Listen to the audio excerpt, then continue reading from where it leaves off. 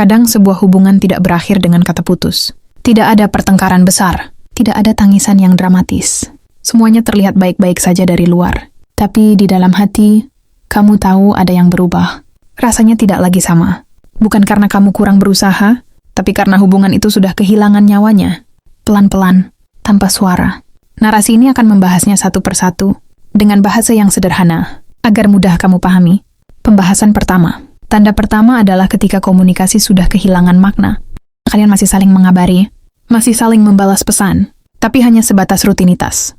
Tidak ada lagi cerita panjang, tidak ada lagi rasa antusias, obrolan terasa datar. Jawaban singkat, dan sering diakhiri lebih cepat, bukan karena sibuk, tapi karena tidak lagi ada keinginan untuk berbagi. Kamu bercerita, tapi tidak benar-benar didengar. Nah, dia mendengar, tapi tidak benar-benar peduli. Di sini kamu mulai merasa sendirian, meski status kalian masih bersama. Dan inilah awal dari hubungan yang perlahan berakhir. Tanda kedua adalah ketika perhatian tidak lagi terasa tulus. Dia mungkin masih menanyakan kabarmu, masih mengingat hal-hal kecil, tapi semuanya terasa kosong. Tidak ada kehangatan di dalamnya. Perhatiannya seperti kewajiban, bukan lagi keinginan dari hati. Kamu bisa merasakannya tanpa perlu dijelaskan, karena perhatian yang tulus selalu menenangkan, sedangkan perhatian yang terpaksa selalu terasa hambar. Di fase ini, kamu mulai sering memaklumi sikapnya. Kamu berkata pada diri sendiri, dia memang sedang capek. Atau mungkin dia sedang banyak pikiran. Padahal jauh di dalam hati, kamu tahu ada jarak yang semakin lebar. Bukan jarak fisik, tapi jarak perasaan. Kamu juga mulai sadar, usaha selalu datang darimu. Kamu yang memulai obrolan. Kamu yang menanyakan kabar. Kamu yang mencoba mencairkan suasana. Sementara dia hanya merespon seperlunya. Tidak berusaha lebih. Tidak mencoba mendekat. Dan hubungan yang sehat tidak pernah berjalan satu arah. Pelan-pelan kamu mulai menurunkan harapan. Bukan karena dewasa, tapi karena terlalu sering kecewa. Kamu berhenti berharap diperhatikan, berhenti berharap dimengerti. Dan saat kamu mulai terbiasa dengan rasa kurang, itulah tanda bahwa hubungan itu sudah tidak seimbang lagi. Tanda ketiga adalah ketika kamu tidak lagi menjadi prioritas. Bukan karena keadaan darurat, bukan karena pekerjaan yang tidak bisa ditinggalkan, tapi karena kamu memang tidak lagi dipilih. Waktunya selalu ada untuk hal lain, untuk teman, untuk kesenangan, untuk dunianya sendiri. Sementara kamu selalu diminta mengerti, diminta menunggu, diminta memahami tanpa pernah dipahami. Di tahap ini, kamu sering merasa bersalah tanpa alasan yang jelas. Saat kamu butuh ditemani, kamu ragu untuk meminta. Takut dianggap manja, takut dianggap menuntut. Padahal yang kamu minta hanyalah kehadiran, hal yang seharusnya wajar dalam sebuah hubungan. Kamu juga mulai membandingkan, bukan dengan orang lain, tapi dengan masa lalu. Kamu ingat bagaimana dulu dia berusaha, bagaimana dulu dia meluangkan waktu.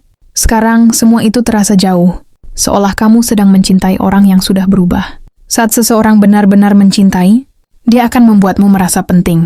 Bukan dengan janji besar, tapi dengan waktu dan perhatian. Dan ketika kamu terus berada di urutan terakhir, itu bukan karena kamu kurang berharga, tapi karena hatinya sudah tidak lagi di tempat yang sama.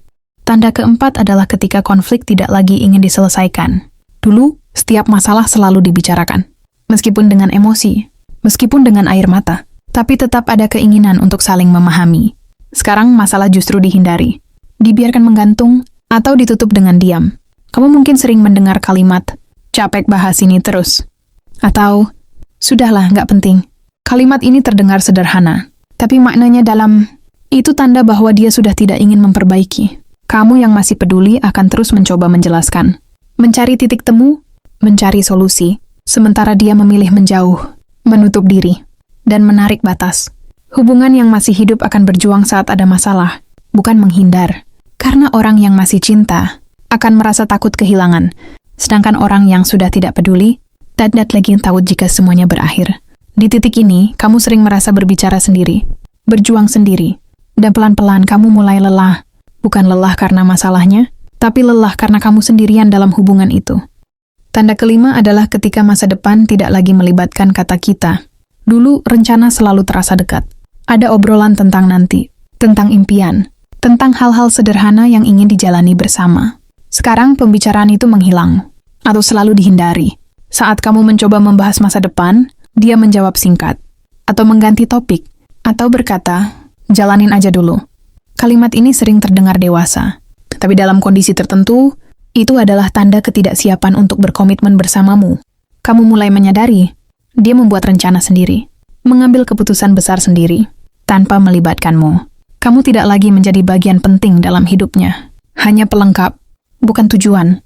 Hubungan yang sehat tumbuh ke arah yang sama. Meski pelan, meski penuh tantangan, tapi tetap bersama. Dan ketika arah hidup sudah berbeda, itu bukan lagi soal siapa yang salah, tapi soal dua hati yang sudah tidak berjalan seiring. Tanda keenam adalah ketika kamu tidak lagi takut kehilangan. Dulu, membayangkan hidup tanpa dia terasa menakutkan. Rasanya seperti kehilangan sebagian dari dirimu. Sekarang, pikiran itu justru terasa biasa saja. Bahkan kadang terasa lebih ringan. Kamu tidak lagi cemburu seperti dulu. Bukan karena kepercayaan yang semakin kuat, tapi karena rasa peduli sudah menurun. Apapun yang dia lakukan, dengan siapapun dia bersama, hatimu tidak lagi bereaksi kuat. Di tahap ini, kamu mulai memikirkan dirimu sendiri. Mulai bertanya, apa aku bahagia?